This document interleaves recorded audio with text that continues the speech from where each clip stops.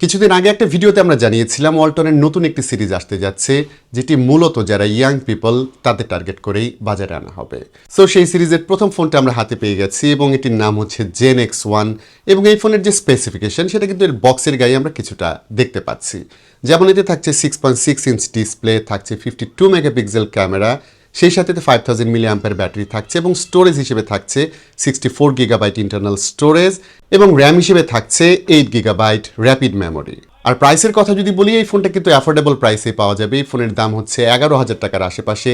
So শুরুতেই যেমনটা বলছিলাম, ইয়াং পিপল যারা আছেন তাদের জন্য এই ফোনটা অ্যাফোর্ড করা সহজ হবে। সো এখানে আর কথা বাড়াচ্ছি না, বক্সটি ওপেন করা যাক, দেখা যাক এই ফোনের বক্সে আমরা কি পাচ্ছি।